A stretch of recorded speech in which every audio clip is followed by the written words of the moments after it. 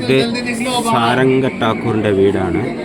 ഈ സാരംഗ ഠാക്കൂറിൻ്റെ വീട്ടിൽ ഈ കാണുന്ന മരം സിദ്ധബഹുൽ എന്നാണ്.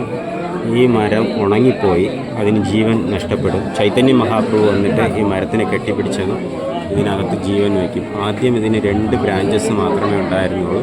നിത്യാനന്ദ പ്രഭു ചെറിയ പ്രായത്തിൽ ഈ മരത്തിൽ നിന്ന് ഒരു ബ്രാഞ്ചിൽ നിന്ന് വേറൊരു ബ്രാഞ്ചിലോട്ട് കളിക്കാനായിട്ട് ചാടി ചാടി കളിക്കുമായിരുന്നു. അതിനുശേഷം ഈ മരത്തിന് പൂർണ്ണമായിട്ട് ജീവൻ വയ്ക്കുകയും അവിടെ ഒരുപാട് ബ്രാഞ്ചുകളെല്ലാം ഉണ്ടാവുകയും ചെയ്തു. ഈ മരത്തിലെ ബ്രാഞ്ചുകൾ നോക്കിക്കഴിഞ്ഞാൽ അനന്തനെ പോലെ, കാളിയൻ്റെ മേലെ 1000 തലയുള്ള അനന്തനെ പോലെയാണ് കാണുന്നത്. കാരണം നിത്യാനന്ദ പ്രഭു അനന്തൻ്റെ അവതാരമാണ്. ഇതാണ് സിദ്ധബഹു. മരത്തിനകത്ത് നോക്കുമ്പോൾ താഴോട്ട് ഇപ്പോൾ കാണുന്നില്ലേ, ഇത് കംപ്ലീറ്റ് പൊള്ളയാണ്. അപ്പോൾ എങ്ങനെ ഇത് വളരും എന്നുള്ളത് ശരിക്കും ഒരു അതിശയം തന്നെയാണ്.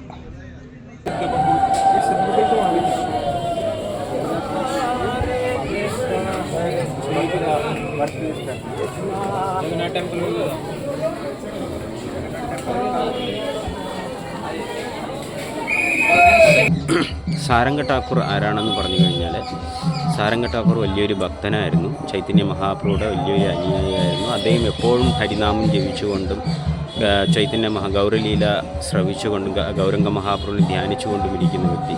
ഒരു ഗുരുവാകാനുള്ള എല്ലാ യോഗ്യതയും സാരംഗ ഠാക്കൂറിനുണ്ടായിരുന്നു. എന്നിട്ടും ഈ സാരംഗ ഠാക്കൂർ വന്നിട്ട് ഒരിക്കലും ഗുരുവാകണം അല്ലെങ്കിൽ ഒരുപാട് ശിഷ്യന്മാരെ കിട്ടണം എന്നുള്ള ഒരാഗ്രഹവും സാരംഗ ഠാക്കൂറിനില്ലായിരുന്നു. അങ്ങനെ ഈ സാരംഗ ഠാക്കൂറിന് അങ്ങനെ ഒരു ആഗ്രഹവും ഇല്ലാതിരുന്നു. ചൈതന്യ മഹാപ്രഭു സ്ട്രിക്റ്റായിട്ട് പറയും, നാളെ നീ ആരെ കാണുന്നു അവർക്ക് നീ എന്തായാലും ദീക്ഷ കൊടുത്തിരിക്കണമെന്ന് പറയും. അപ്പോൾ ചൈതന്യ മഹാപ്രഭു പറയുന്നത് കാരണം അതിനെ റിജക്റ്റ് ചെയ്യാൻ പറ്റില്ല, ആ ആജ്ഞ പാലിക്കാതിരിക്കാൻ പറ്റില്ല. അതുകൊണ്ട് സാരംഗ ഠാക്കൂർ എന്ത് ചെയ്യും വെച്ചാൽ, ഭഗവാന്റെ ഇച്ഛപ്രകാരം ആയിക്കോട്ടെ എന്ന് പറഞ്ഞ് ഗംഗയിൽ കുളിച്ചിട്ട് തിരിച്ചു നോക്കിയതും മുങ്ങിയിട്ട് ഗംഗയിൽ നിന്ന് മുങ്ങി എണീറ്റ് നോക്കുമ്പോൾ ഒരു ഡെഡ് ബോഡി അവിടെ ഒഴുകി പോകുന്നത് സാരംഗ ഠാക്കൂർ കണ്ടു. ഉടനെ സാരംഗ ഠാക്കൂറിന് അതിനെ ഇമ്മീഡിയറ്റായിട്ട്, അത് ഡെഡ് ബോഡി എന്ന് പോലും അറിയുന്നില്ല, അതിന് ദീക്ഷ മന്ത്രോപദേശം ചെവിയിൽ കൊടുത്തതും അതിനങ്ങ് ജീവൻ വയ്ക്കും. യഥാർത്ഥത്തിൽ ആ പയ്യൻ തലേദിവസം പാമ്പ് കടിച്ച് മരിച്ചതുകൊണ്ട് അവർ ഗംഗയിൽ ഉപേക്ഷിക്കും. ഗംഗയിലിടും ഡെഡ് ബോഡിയൊക്കെ പണ്ട്.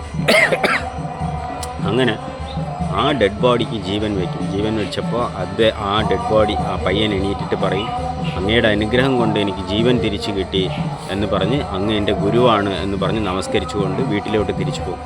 വീട്ടിൽ പോകുമ്പോൾ അമ്മയും സഹോദരിയും അച്ഛനും എല്ലാം കരഞ്ഞുകൊണ്ട്, നീ എങ്ങനെ തിരിച്ചു കിട്ടിയ ജീവിതം, അതെനിക്ക് സാരംഗ ഠാക്കൂറിൻ്റെ അനുഗ്രഹം കൊണ്ടാണ് ജീവൻ കിട്ടി. പക്ഷേ ഇപ്പോൾ ആ പയ്യൻ എപ്പോഴും ഹരിനാമം മാത്രം ജപിച്ചുകൊണ്ടേയിരിക്കും.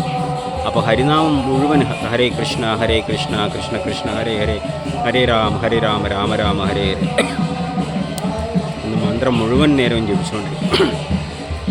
അപ്പോൾ അമ്മയ്ക്കും അച്ഛനൊക്കെ സന്തോഷം കണ്ടിട്ട്, മോനെ ഇനി ഞങ്ങളുടെ കൂടെ എപ്പോഴും ഇരിക്കുമെന്ന് പറയും. പക്ഷെ ആ കുട്ടി പറയും, ഇല്ല, നിങ്ങൾ തന്ന ജീവൻ അത് പോയി, അത് ഓൾറെഡി ഗംഗയിൽ പോയതാണ്. ഇത് എനിക്ക് എൻ്റെ ഗുരു തന്ന ജീവനാണ്, അതുകൊണ്ട് ഞാൻ അദ്ദേഹത്തിന് സേവനം ചെയ്യണം എന്ന് പറഞ്ഞുകൊണ്ട് സാരംഗ ഠാക്കൂറിന് വേണ്ടിയിട്ട് അദ്ദേഹം പ്രചരണത്തിലോട്ട് ഇറങ്ങി. പിന്നെ മുഴുവൻ കാലവും അദ്ദേഹം നാമപ്രചരണം ചെയ്യും. അങ്ങനെ വലിയൊരു ആചാര്യനാണ് സാരംഗ ഠാക്കൂർ. ആ വീടാണ് ഇപ്പോൾ ദർശനം എടുത്തത്. അവിടെ ഉള്ള ആ വൃക്ഷത്തിനെയും നമ്മൾ കണ്ടു. ഹരേ കൃഷ്ണ.